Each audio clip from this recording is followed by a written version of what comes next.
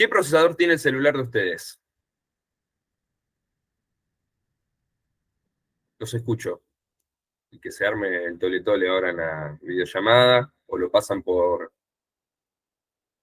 los comentarios de la videollamada. Yo, profe, completé con los componentes de la computadora. Bueno, Tengo un i3 Intel eh, con 2 núcleos y de cuarta generación. bien, gracias. ¿Quién más? Yo también completé con lo de la computadora. En mi caso tengo un Ryzen 5 de 3600 GB de octava generación también. 3600, ¿giga qué? Gigabytes. Mm, mm, bien. ¿Qué más? 3600 me dijiste. Sí. ¿Qué más? Ya le restamos un punto. Anda anotando, Nacho. Los dos que completaron con los de la computadora, restale un punto porque no entendieron el enunciado. Anotado. Vale igual para la actividad lo que hicieron. ¿Quién más? Profe, ¿se Sí, escucha? sí, perfecto. Yo anoté el de mi celular, que es el procesador Apple A15 Bionic con 5 GB. Bien. Apple, ¿cuánto? ¿El procesador? A15 Bionic, A15. ¿Y qué unidad me dijiste? 5 GB.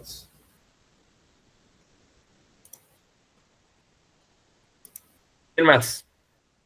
Un par más. Un par de respuestas más, vamos. Yo, profe, tengo el Snapdragon 865 Bien. para la versión 4 GB. Celular, ¿no es cierto? Sí, celular. Bien. Bueno, Yo tengo el Snapdragon 730 también. perfecto. Como verán, hay un montón de procesadores distintos. Entre las computadoras es común, muy común, que los dos procesadores que hoy en día más venta tienen en el mercado son los de Intel y los Ryzen. Mientras que en el celular, en los celulares, obviamente que está en la gama de procesadores específicos de Apple, luego están los de Snapdragon y hay decenas de procesadores más según las marcas. Suelen cada uno de los celulares en varias ocasiones desarrollar sus propios microprocesadores o incluso comprar algunos otros desarrollos y luego colocarle su propia marca. Bien. ¿Alguien se anima a especificar qué sería el procesador en el celular o en la computadora?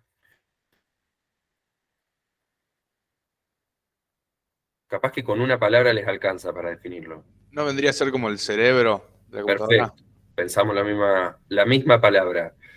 Sería ¿por qué el cerebro de la computadora? ¿Qué esperás que haga? Y es la parte que piensa por nosotros, digamos. Como que interpreta las órdenes que damos. Exacto, va a interpretar las órdenes de la computadora, va a decidir cuál es la siguiente acción que corresponde hacer. Y cuando digo la siguiente acción, no solo la siguiente instrucción que le damos en un algoritmo, sino también descompone esa instrucción que nosotros le damos en todas las instrucciones que el propio procesador y la propia computadora tiene que ir realizando para poder garantizar lo que nosotros le pedimos. Por cada cosa que nosotros le pedimos a la computadora que haga, se disparan un montón de acciones más que de a poco vamos a ir descubriendo y ejemplificando para que ustedes comprendan cómo funciona una computadora. Bien, así que por ahora quedémonos con que es la parte central de la computadora, aquella que la que desarrolla todas las acciones, bien, la que procesa, justamente lo dice su nombre, y por ahora nos quedamos con esa definición. Ahora bien, muchos y muchas de ustedes hablaron de gigabytes como una unidad que me permite describir el procesador. Bien, por ahora la vamos a dejar ahí en el aire y luego vamos a corregir ese concepto. Bien, pero solo se va a ir corrigiendo cuando definamos el resto de las cosas. Cuando vamos al almacenamiento, a ver qué características ustedes encontraron como almacenamiento de su celular, o la compu, los que trabajaron con la compu.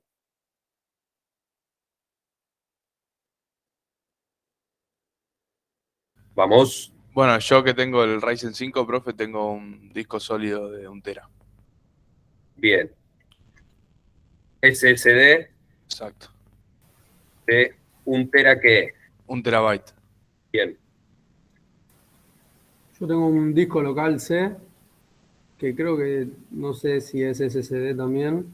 Supongamos que no. Ok. Y es de 930 GB. De 930 gigabytes. ¿Quién más? Animo a decir que de 1 tera ese también. Yo, profe, con mi celular tengo 128 GB de espacio. Muy bien. 128 gigabytes. Bien. Con Nacho ustedes ya definieron lo que es un byte, ¿no? Sí, Bien. ¿Qué es un byte? 8 bits. 8 bits. Perfecto. Entonces, 1 terabyte. ¿Cuántos bytes será?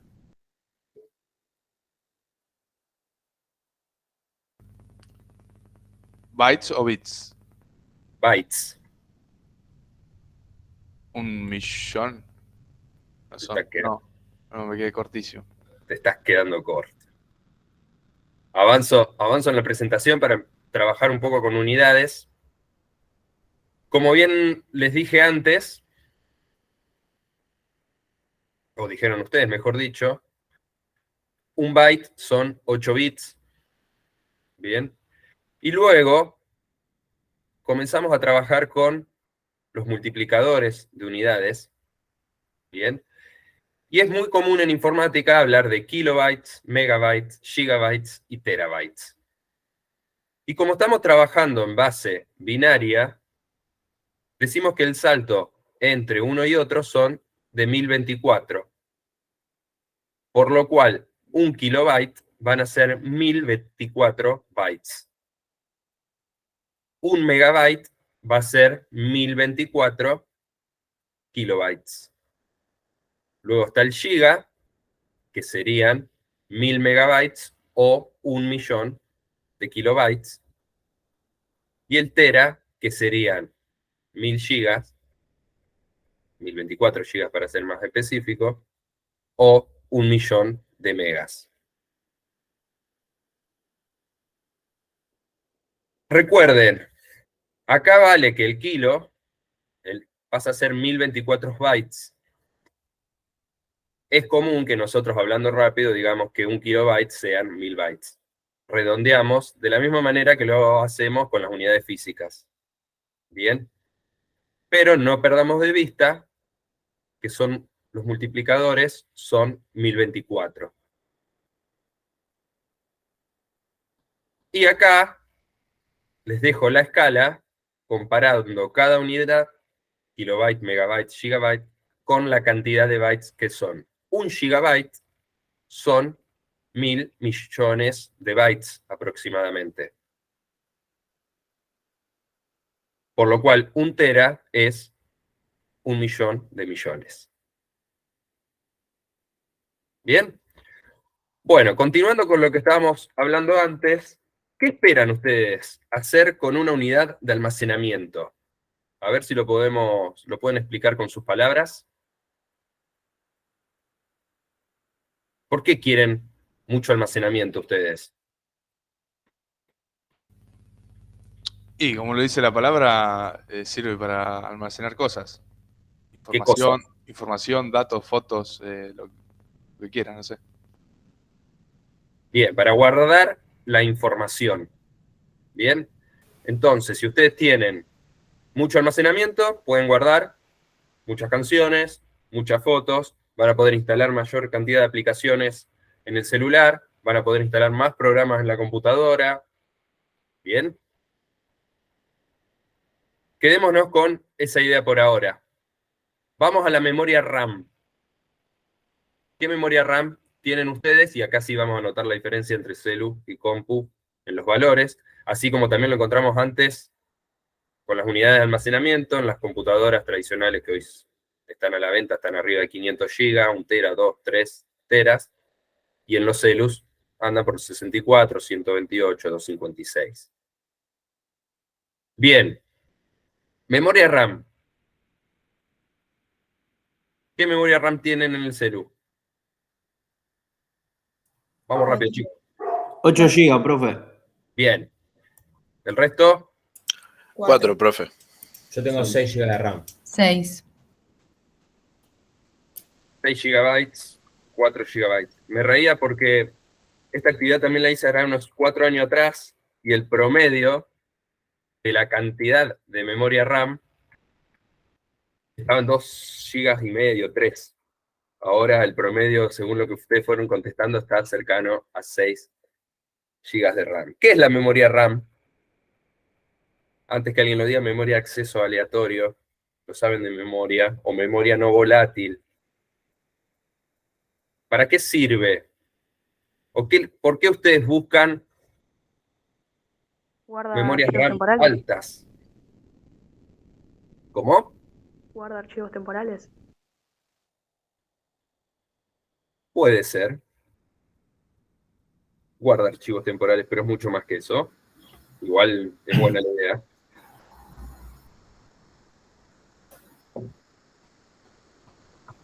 ¿Qué más? ¿Qué más se animan a compartir acerca de la memoria RAM? ¿Qué pasa si la memoria RAM de la compu o del celu es baja? Es lento el celu o la compu. Oh, muy bien. Es lenta la computadora o el celular. Y ahora más adelante, ¿alguien sabe por qué se vuelve lenta? Le cuesta procesar las cosas que queremos hacer en el momento. Puede ser, vale la idea, pero si le cuesta procesar, para mí el problema debe ser el procesador. La retención de información, ¿puede ser? ¿Cómo? La retención de información. Me gusta el concepto. Me gusta el concepto y hasta lo incorporaría en una clase yo. La retención de información. ¿A qué te referís con retener la información?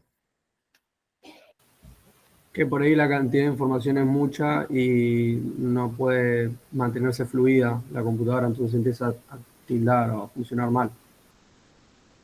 Bien, pero la información no la tenemos en la unidad de almacenamiento. Pero esa es temporal, la RAM. Bien. Pero para que la interprete el procesador tiene que pasar por la RAM antes. Exactamente. Muy bien. En la memoria RAM está toda la información, todos los datos, están las instrucciones del programa o las instrucciones de los programas que inmediatamente tienen que utilizar el procesador para hacer las acciones que se le está solicitando. Bien. Entonces, me gustó ese concepto que había usado el compañero recién de... Ahora se me fue como lo expresaste. Temporal. Memoria temporal, dijiste.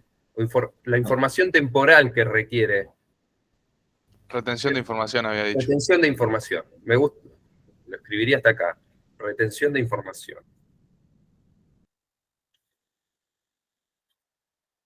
Me gusta esa idea. La vamos a retomar ahora cuando veamos cómo funciona la computadora.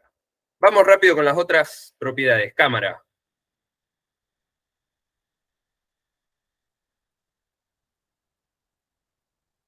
cómo describen la cámara y qué características tiene. Yo en la compu tengo una cámara web integrada, Ujú. normalita, con poca resolución. Sí, como la mía, que me ve todo pixelado y sin luz encima. ¿En qué unidades ustedes reciben la cámara? En megapíxeles. Megapíxeles. ¿Cuántos? En el 10. caso de mi celular, 64 todo.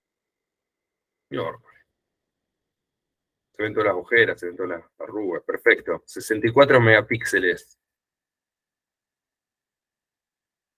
Vamos a la pantalla.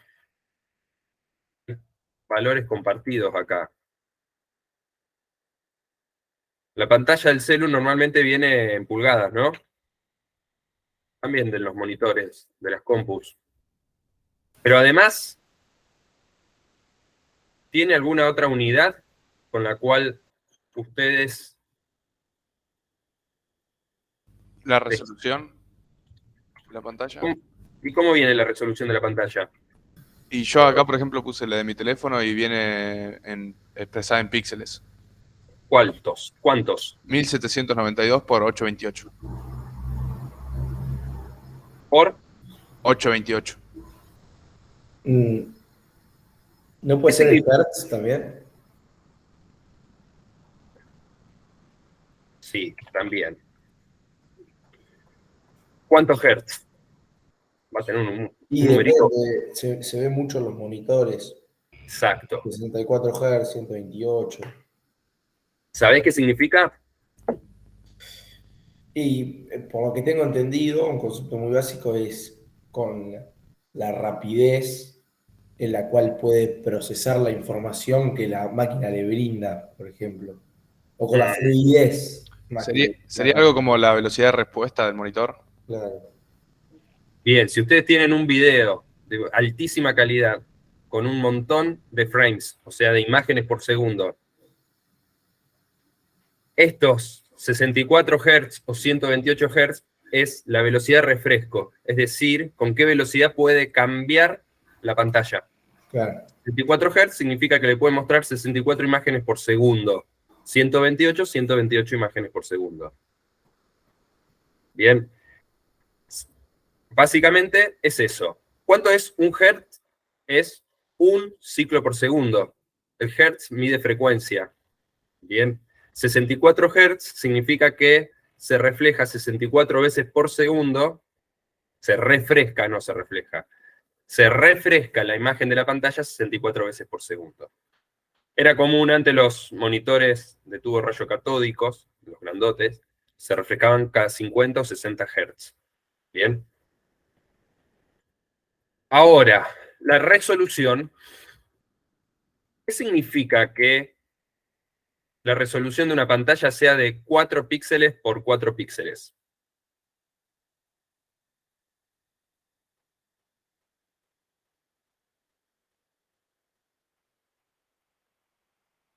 ¿Cómo, profe, perdón? ¿Qué significaría una pantalla de 4 píxeles por 4 píxeles?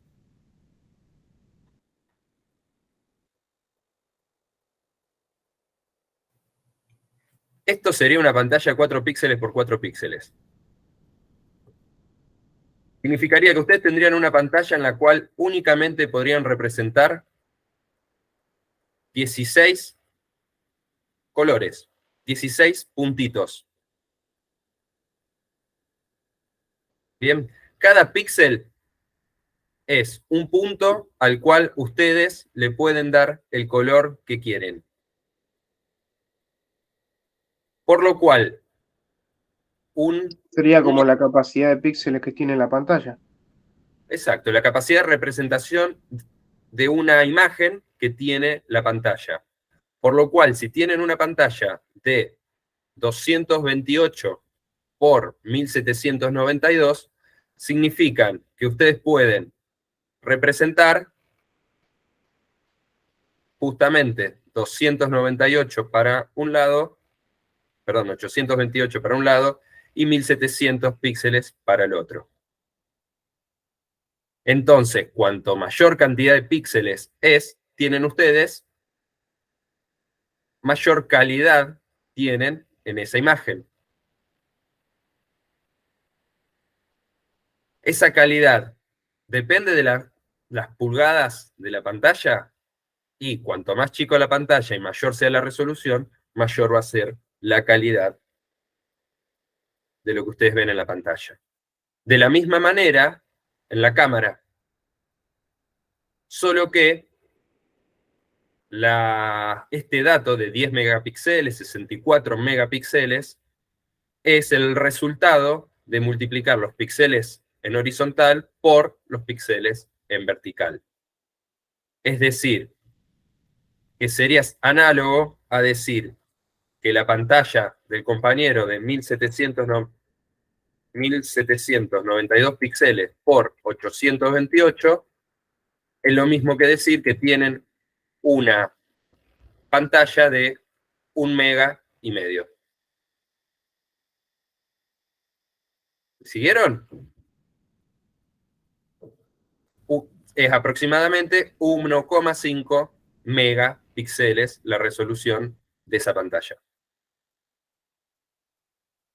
Bien, ¿por qué quería charlar esto? Porque es importante esto de la resolución, es importante que ustedes sepan lo que es un píxel, es importante que ustedes sepan a qué se refieren con 10 megapíxeles o 64 megapíxeles. Es la cantidad de puntitos que va a tener la foto que saquen con la cámara de su celu o con una cámara webcam o de fotografía.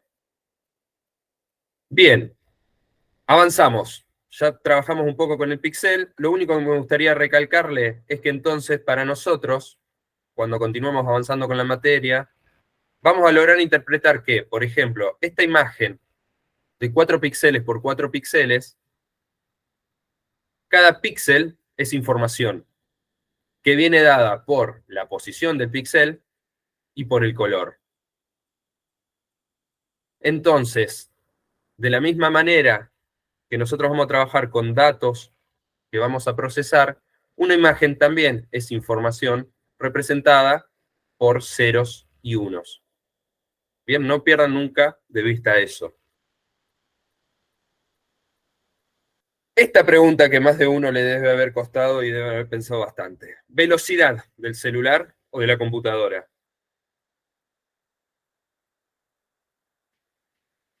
Todos queremos una computadora rápida, un celular rápido. ¿Cómo lo eligen ustedes? Yo en este caso hice mal y tomé la velocidad de respuesta del monitor. Bien. Yo ¿Qué aprendiste? puse la base del procesador, que eran 250 Hz, creo. 2,5, perdón. Claro, yo iba a decir eso, puede ser que la velocidad tenga que ver con respecto a la velocidad del procesador. Puede ser. ¿Qué más? ¿Algún otro razonamiento?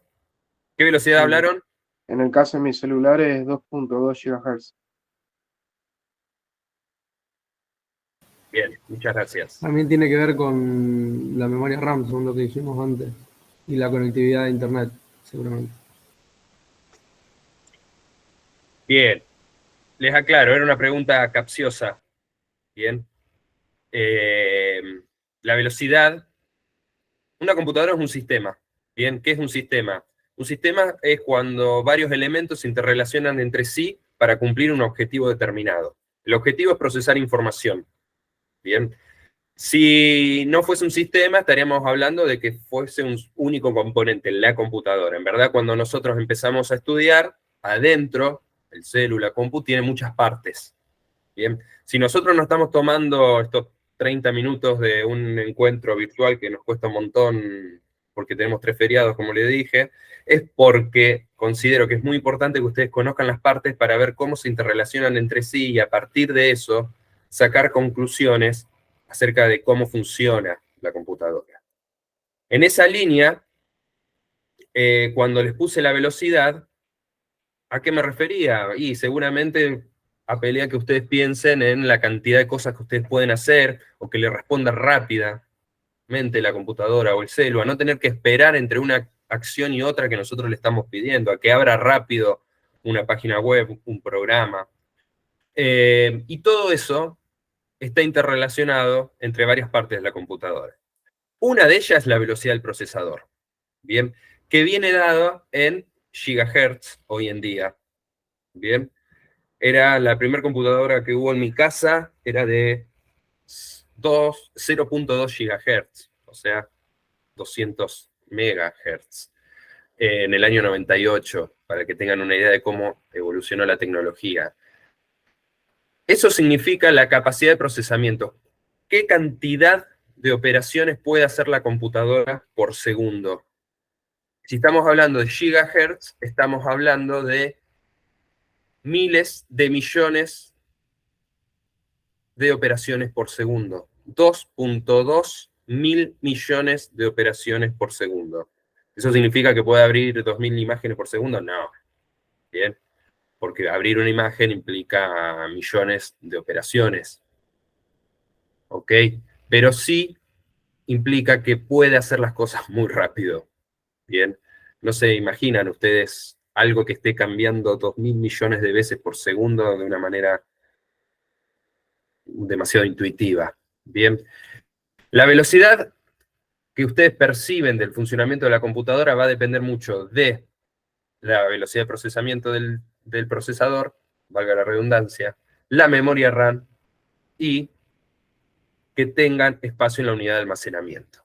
Y ahora, cuando veamos un poquito más acerca del funcionamiento de la computadora, van a terminar de comprender por qué esas tres cosas. Acá en procesador, varios pusieron gigabytes. Entiendo yo que ahí estaban confundiendo con la memoria RAM, en la información que estaban dando. Una unidad de descripción del procesador son los gigahertz, que es la velocidad del clock, la velocidad del reloj de la computadora, y otra unidad que caracteriza a los procesadores son la cantidad de núcleos. Bien, luego más adelante podemos hablar de eso, pueden terminar de investigar ustedes. ¿Hay alguna otra característica que les pareció importante recalcar del celu? Muchos pueden haber planteado la batería. ¿Por qué un celular se pone lento cuando se queda con poca batería? Porque todas las operaciones que realiza el celular consumen energía eléctrica. Entonces, si ustedes logran bajar la velocidad del clock, es decir, hacer menos procesamiento de información por segundo, están ahorrando energía. Entonces muchas veces los celus, cuando les queda poca batería, entran en un modo de autoahorro, haciendo menor cantidad de operaciones por segundo. Bien.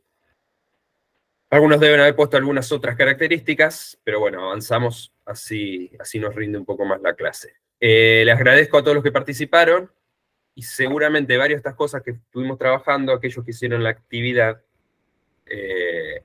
están comprendiendo y manejando mejor los conceptos que los que no pudieron hacerla. Avanzo. Unidades de media almacenamiento, ya charlamos de esto. Otras partes de la computadora, acá están con imágenes, la placa madre en una compu, el celu también, la plaqueta funciona como una placa madre que tiene todo integrado en sí, la placa de video y de sonido, algunas las tienen integradas, otras no, y son justamente otros procesadores que específicamente están para procesar video, procesar sonido, la fuente de alimentación,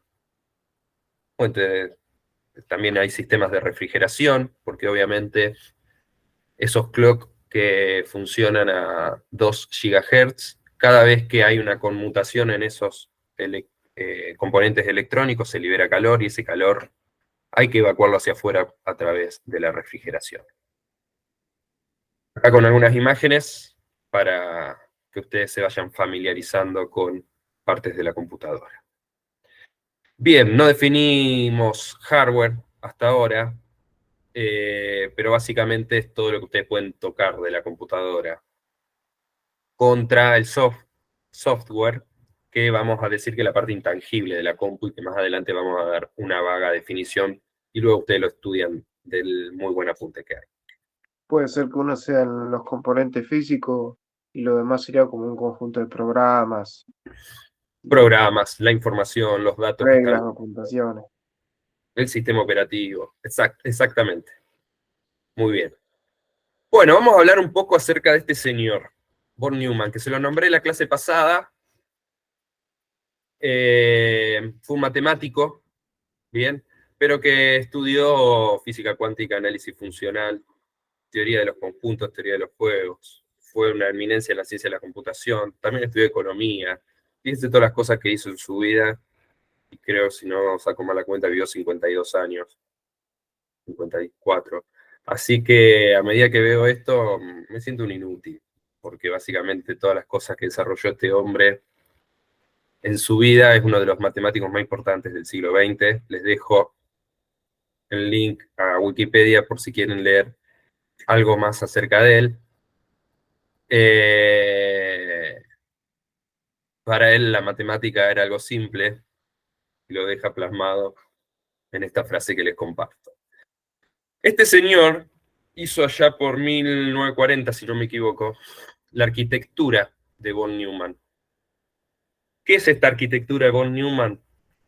Es un modelo que respeta hasta el día de hoy la manera en la cual se organiza una computadora, se diseña una computadora. Bien. Estas partes fundamentales, que son de las cuales venimos hablando hasta ahora, se suman algunas ahora, pueden sintetizar cómo funciona la computadora y básicamente nos va a permitir interpretar qué es lo que sucede adentro de la compu. Tenemos el CPU, la unidad central de procesamiento, que adentro tiene básicamente tres elementos, simplificándolo. Tiene registros, tiene la ALU, o unidad aritmética lógica, y una unidad de control. Eso es el CPU. Están los dispositivos de entrada y salida. ¿Entrada y salida de qué? De información. Bien. De las cuales hablamos la semana pasada. Podemos identificar el teclado, la placa de red, el mouse, el monitor, como dispositivos de entrada y salida de información. Cada uno de los puertos de la computadora. Tenemos los buses del sistema, que básicamente son cables que interconectan cada uno de los elementos de esta arquitectura, y la memoria. La memoria que va a tener una zona en la cual van a estar los datos y una zona en la cual va a estar los códigos que se tienen que ejecutar. La memoria es la memoria RAM, que también llamamos memoria principal de la computadora. De ahora en más, nadie confunde la memoria principal con el disco rígido, con la unidad de almacenamiento. ¿Ok? Lo pueden confundir alguna vez que están hablando rápido, pero que quede bien claro el concepto. Memoria principal es la memoria RAM, no es la más grande de todas, no es la que mide 1 terabyte y en la cual ustedes guardan la información cuando la computadora se apaga, ¿bien? Sino que es la memoria RAM. ¿Por qué es principal? Porque es fundamental para el funcionamiento del procesador. Es a donde el CPU va a buscar cada una de las instrucciones y cada una de la información que necesita utilizar en cada instante. Entonces, tenemos el CPU, los dispositivos de entrada y salida, la memoria principal y el bus de datos y bus de direcciones. Bien, que muchas veces, según la arquitectura, son compartidos. El mismo bus, ¿qué es un bus? Básicamente son 32 líneas o 64 líneas de cobre, pistas en la placa madre, que interconectan cada una de las partes. Digo que a veces se comparte el bus de direcciones y datos porque en algunos momentos esos cablecitos son utilizados para transmitir datos y en otros momentos son utilizados para transmitir direcciones ¿de qué? De memoria o direcciones de puertos a los cuales va a buscar información en las unidades de entrada y salida de datos. Direcciones. ¿Por qué hablamos de direcciones? Porque la memoria tiene un montón de celdas, un montón de espacios en los cuales puede guardar información. Esos espacios tienen direcciones, básicamente. para acceder a cada uno de los distintos espacios o celdas donde se guarda información, hay una dirección. Bien, entonces, cuando yo quiero ir a buscar un dato, lo voy a buscar a una determinada dirección de memoria y lo traigo al dato a través del bus de datos. Todas estas instrucciones están acompañadas por señales de control. Esas señales de control me dice, por ejemplo, si yo quiero sacar información de la memoria RAM o quiero meter información en la memoria RAM. Me dice si quiero entrar o sacar información de un periférico de entrada o salida. Me permite controlar justamente cada uno de los dispositivos que acompañan al CPU. Entonces, la unidad central de procesamiento va a tener esa unidad de control que maneja esas señales. Va a tener la unidad aritmética lógica, que es aquella que está encargada de realizar las operaciones. La computadora lo que hace es sumar, restar, sacar conclusiones a partir de comparaciones con el I y el O, multiplicar, que lo realiza sumando varias veces. Todas esas operaciones están en la unidad aritmética lógica. Y hay registros. Registros que permiten apuntar a qué parte del código yo voy a ir a buscar la siguiente instrucción, registros de direcciones, registros de datos. Todas estas partes de la computadora son básicas, las elementales de la arquitectura von Neumann, y créanme que a pesar de que este hombre lo diseñó todo esto en 1940, sigue siendo vigente esta arquitectura en los procesadores de hoy en día. Esos registros son pequeños espacios de memoria muy rápidos que están en la unidad central de procesamiento y es sobre las cuales se realizan las operaciones. Bien. ¿Cómo funciona esto?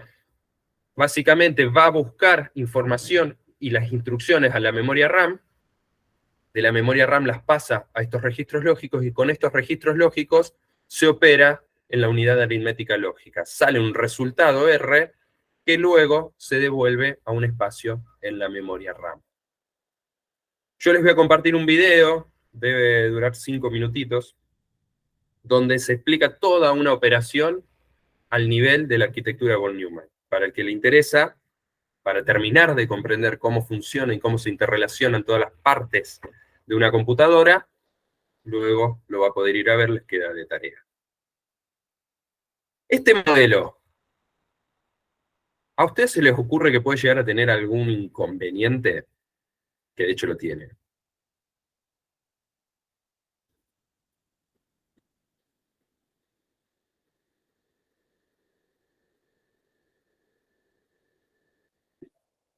Puede ser que no tenga como un almacenamiento de Exactamente. información.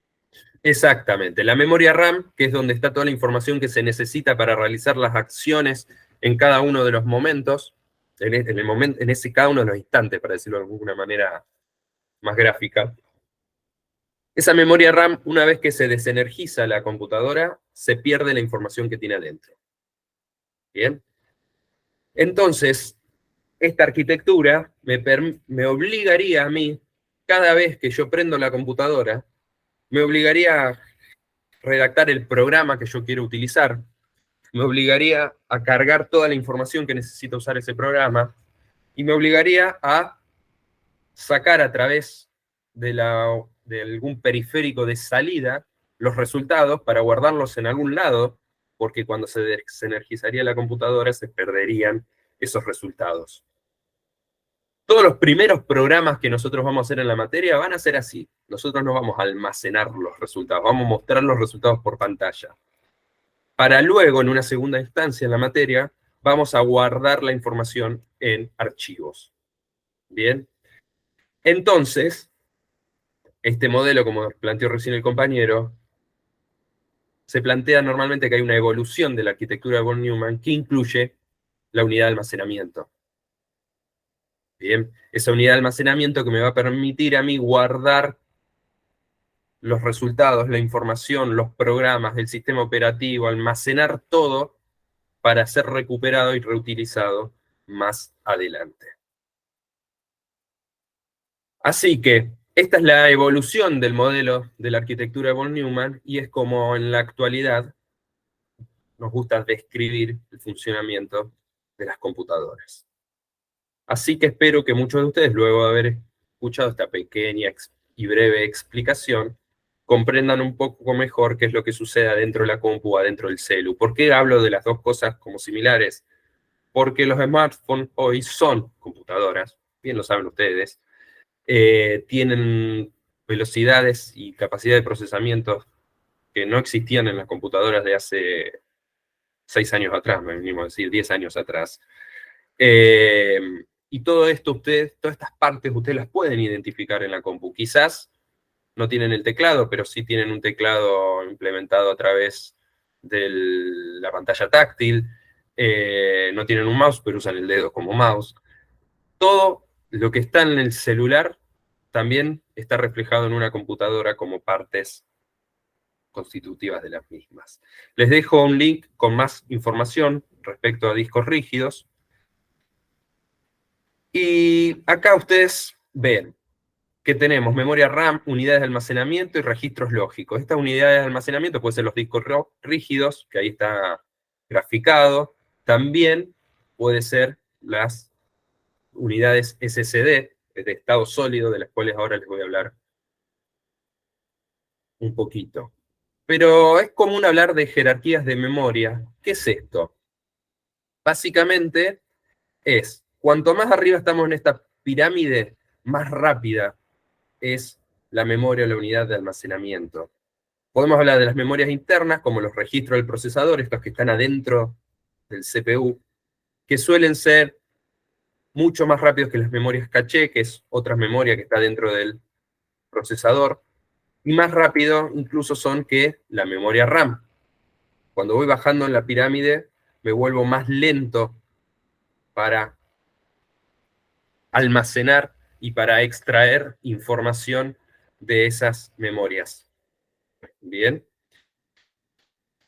Y más lento es si yo quiero pasar la información a través del, por ejemplo, el puerto USB, o, bueno, cintas magnéticas ya prácticamente no existen. Y, obviamente, ¿por qué todo no se implementa con la tecnología de los registros que están en el procesador? Porque son tecnologías más caras. Bien. Y entonces, en esa línea, costo-beneficio, la idea es tener la velocidad adecuada en función de cada una de las operaciones que realiza la computadora. Entonces, los registros, ¿por qué se trabaja con estos registros cuando hay que hacer cálculos? Porque son los más rápidos de todo. Luego es un poco más lento, pero es más rápido que la unidad de almacenamiento, trabajar en la memoria RAM. Bien. Entonces, por eso es que en la memoria RAM están todos los datos y las instrucciones que yo tengo que utilizar en la inmediatez, o que está utilizando el programa que yo estoy corriendo ahora. Mientras que en la unidad de almacenamiento, como se tarda unas 100 veces más en acceder a la unidad de almacenamiento que a la memoria RAM, la idea es ir pocas veces a buscar la información al disco rígido, cargar en la memoria RAM esa información y utilizarla una vez que está cargada en la memoria RAM. De ahí viene que ustedes cuando elijan un celu, se fijan en la memoria RAM. Porque cuanto más espacio tienen en la memoria RAM, más la pueden ir llenando y menos tiempo pierden en realizar estas operaciones de vaciar la memoria RAM para guardar información que está en la unidad de almacenamiento. Este paso es el que mayor lentitud le agrega a el procesamiento de información. Ir a buscar a la unidad de almacenamiento la información es lo que lo hace más lento a los procesos. Entonces la velocidad viene estrechamente relacionada entre la memoria RAM y el clock, es decir, la velocidad con la cual puede realizar operaciones la computadora. Bueno, avanzando un poco, acá están los dos discos rígidos que hoy están utilizándose en el mercado. El disco rígido, que es un disco en sí, magnético, un disco duro, por eso hard disk drive, contra el disco de estado sólido, que básicamente está implementado a través de electrónica. Unos pueden procesar transmitir los datos, perdón, no procesar, transmitir los datos a entre 50 y 150 megabytes por segundo, mientras que el otro de 200 a 550 megabytes por segundo. Profe, perdón, ¿estos serían los procesadores? No, estos son los dos discos rígidos. Ah, perfecto. Los dos tipos de discos que hoy están en el mercado, el disco rígido como tal, el que hace ruido, el que tiene un disco que se mueve, que gira, esto gira acá y con este cabezal se lee el disco magnético. Mientras que en este de estado sólido, que además es más compacto, básicamente son memorias flash, es decir, memorias implementadas a través de transistores, los que guardan la información.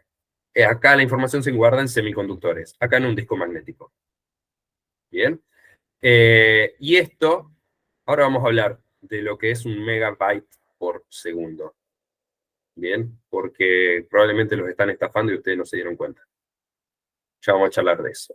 Bueno, ya hablamos de qué determina la velocidad de la computadora, de dónde se guardan los datos, dónde se almacenan los programas. ¿Y por qué los datos se almacenan como ceros y unos? No lo charlamos, probablemente lo hablaron con Nacho la semana pasada. Básicamente porque estamos hablando de componentes electrónicos, que en esta electrónica es fácil de representar valores ceros y unos. Sería muy difícil y muy costoso representar valores analógicos, es decir, por ejemplo, 0, 0,1, 0,2, 0,3, hasta 1, o incluso más valores. Y la apuesta que hace la computadora es que todas estas operaciones las realiza de una manera muy rápida. Entonces, para ganar esa velocidad tengo que minimizar los errores. Y para minimizar esos errores es fácil distinguir entre ceros y unos, entre si tengo o no tengo energía, sumado a que los semiconductores tradicionalmente adoptan dos estados, energizado o no energizado. Entonces de ahí viene la idea de por qué ceros y unos. Digamos que con esa forma lo procesa más rápido. Exactamente. Ves si es encendido o apagado directamente. Yo tenía un profesor que decía que las computadoras eran muy tontas, pero que solo sabían sumar ceros y unos. 0, 1, 0, 1, pero que las cuentas las hacía muy rápido. Entonces, con velocidad, mataba ese hecho de que era tonta. ¿Bien? Claro. No sabía sumar más que uno, planteaba este profesor. No es tan así, pero la idea, el concepto, creo que está bueno transmitirlo así. Bueno, ¿qué velocidad tienen ustedes de internet en su hogar?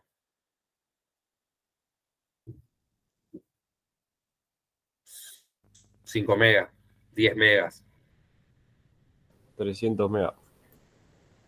300 megas. Justo en la captura que busqué ayer. ¿300 megas qué? Porque 300 megas lo único que dice es 300 multiplicado por 1.000.000. 300 megabytes. Yo no tengo las dos pantallas ocupadas, no veo quién está hablando. Andrés, yo. Bueno, Andrés, caíste en la trampa. No. Sí, a ver, ¿quién más pensaba? Levante la mano el que pensaba que eran megabytes. Puedo levantar la mano yo también. No se miden hertz. ¿Serían megabits? Bueno, hertz no. Estamos transmitiendo información y la información viene en bits o bytes. Bien. Anoche, yo creo que tengo 100 megas. Anoche medí la velocidad de mi conexión a internet. Fueron todos estafados, sépanlo, yo también alguna vez. Y me dice 98 Mbps. Y la B es minúscula, no es mayúscula. Y probablemente con Nacho en clase deben haber visto que los bytes los representamos con una B mayúscula, B larga, mayúscula, y los bits con una B larga, minúscula. Por lo cual, si mi velocidad de descarga es 98 megabits por segundo, significa que no me están dando 100 megabytes por segundo, sino que lo que yo tengo contratado son 100 megabits por segundo. Y que además la velocidad de descarga es distinta a la velocidad de carga, más de 10 veces más lenta la velocidad de carga, y eso es común en los servicios domésticos de Internet. Entonces, si decimos que un megabyte obviamente es distinto a un megabit por segundo, ¿cuánto es la diferencia entre uno y el otro? Casi la spoileo. Y si un byte son 8 bits, no serían 8 veces más. Exactamente. 8 veces más lenta. La tasa de transferencia de información, básicamente, es cuántos bits por segundo se transmiten de un lado a otro. 8 megabits por segundo es lo mismo que un megabyte por segundo. Y bueno, las empresas proveedoras de Internet nos engañan con eso. ¿Ese engaño es costoso? Y sí, porque terminan dándonos algo 8 veces más lento. Por lo cual, por ejemplo, si ustedes quieren descargar una película de 800 megas, de una forma va a tardar 10 segundos y de la otra va a tardar 80 segundos. ¿Bien? Es relativo cuánto le va a impactar eso a cada uno de ustedes, pero si eso es sucede en un hogar donde hay 7 dispositivos conectados en simultáneo, la cosa empieza a cambiar bastante. Bien, bueno, me parecía importante ver esto. Está bueno, si bien nosotros identificamos estos conceptos con la velocidad de Internet, está bueno hablar de tasa de transferencia de la información y no tanto de la velocidad, porque el proveedor no maneja la velocidad con la cual se transmite la información, es decir, la velocidad a la cual viaja cada uno de los bits, sino que lo que maneja es la cantidad de bits que por segundo ustedes pueden recibir. Bien, por eso se habla de tasa de transferencia. Bueno, les voy a dejar en esta presentación varios videos, uno de cómo funciona la computadora, otro de Internet y otro de los cables submarinos, que son muy interesantes para que ustedes comprendan cómo la información llega a su hogar o cómo entre los países se transmite la información. Muy buenos videos para que miren ustedes y sumen entendimiento a todo esto.